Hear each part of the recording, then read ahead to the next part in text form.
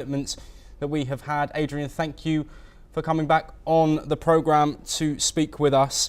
I want to bring an update. Firstly, we showed you earlier some visuals that we had through from an Iranian TV channel where it was struck by the Israeli military. We brought you the response to that from the anchor who was on air. We've now had a response from Israel, Adrian. Not Israel, from Iran, who have issued an evacuation warning for Israeli news channels after the broadcaster, state-run, was attacked. We know the defense systems in Israel are strong, but a threat being put out there, a tit-for-tat style threat. What's the significance of that? And do you think any action will actually lead to devastation for news channels given the Iron Dome? No, great question. I think it's capability and will. The Iranians, or the Islamic Republic, certainly has the will. They just don't have the capabilities. They will target it, possibly, but their ballistic missiles have been notoriously erratic, let's say. And we have to also look at IRIB. That is the main mouthpiece of the Ayatollah. And that is an organization that is an agency, a press agency, if they want to call themselves. It's just a propaganda agency. It's like Pravda back in the old Soviet Union. They are deeply hated by the Iranian population, both inside and outside the country.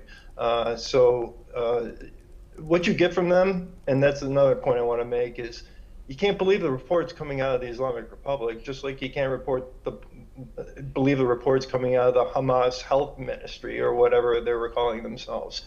So that's the nature of the reporting. I don't see a tit for tat here because I just don't think they have the capabilities. Yes, Adrian, another update that we've got, Benjamin Netanyahu has been speaking, and one statement that he's made that I want to flag up to you is that he says Israel is changing the face of the Middle East. Of course, an ongoing conflict with Hamas after the catastrophic 7th of October attacks of 2023. There have also been regional instabilities in Lebanon with Hezbollah targeted, also in Yemen with the Houthis as well. Netanyahu saying he is changing and Israel is changing the face of the Middle East. Is that going to be seen as a positive everywhere, given the fact that regional instability has already been there and now the region has been plunged into even more? I would think so. I'll always come back to the fact that the Islamic Republic is the head of the snake. They're the main state sponsor of terror. Bin Laden called the Islamic Republic his core facilitation pipeline. They sheltered the current leader of Al-Qaeda for decades until now he's back in Afghanistan. So you look at the Islamic Republic and then you look at what the Israelis have done since October 8th when Hezbollah decided to throw their lot in with Hamas. The Israelis just took a ground-up approach and degraded them, and then came off with the beeper operation, then the handheld operation, and then eventually took the head off Nasrallah, the head of the snake there. So they've kind of taken care of the tentacles on the side, and now there's Khamenei sitting on a nuclear program that he's unwilling to give up, and U.S. and Israeli interests align on this. I think Europeans do too. They're downrange now. As soon as the Islamic Republic gets a nuclear weapon, they're within range, just like India is from Pakistan. Yes, absolutely.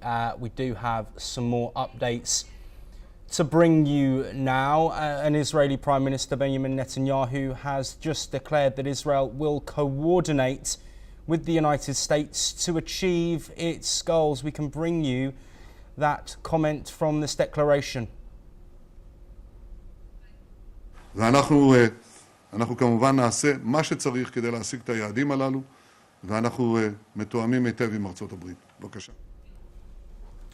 Well, this of course part of comments about regional stability that have been coming through. We know the operation is set to last for some more time. Confirmation from several leading political figures within Israel that the goals have not yet been met, but that the understanding is Iran have been weakened significantly. Adrian, coming back to you, surface-to-surface missiles have been targeted, of course, nuclear facilities and military facilities, as well as personnel targeted. Benjamin Netanyahu, in recent times as well today, has talked about the assassination of Iran's supreme leader, Ayatollah Ali Khamenei. Is that the final goal for Benjamin Netanyahu in this conflict? I don't know if that's the final goal. It's, we have to look at who's coming behind him. And behind him is his son Moshtaba.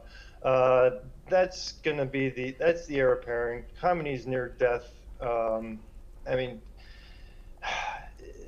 I would think this could get to a point where, yeah, he could be the final target, but the country may just utterly collapse, and he may be flown out of the country before that even happens. That could happen.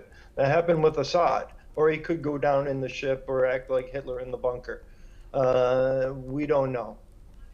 Yes, absolutely. The situation we spoke about earlier relating to the nuclear facilities, Adrian, that are still active, the ones that are underground. You said earlier that they would require bunker busters from the United States. Do you think at this G7 summit that the world leaders, aside from the US, will be talking about US avoiding direct involvement in this conflict in terms of attacking Iran, or do you think that there will be more wider support for it? We'll try and push Trump to make, have these some type of negotiation. Say, hey, we'll let you dismantle. We'll come in and we'll dismantle Fordo or Khamenei. We're gonna take it apart, or you're gonna take it apart, and we're gonna inspect. But he's a maximalist. He's not going to do that. So eventually, I do believe that it is going to require U.S. ordinance. It's looking more and more likely that at the coup, the final end of this is related to the nuclear file will be the U.S. involvement in taking out Fordo. When that happens, not sure. But you got to look at Natanz with the damage that they've done there, the damage they've done in Isfahan, other places. And we don't know a lot of the battle damage assessment because Israel's operating in a war. They're not going to give out operational details and battle damage assessments to the public, and anything we're getting from the Islamic Republic is going to be false or spun in a different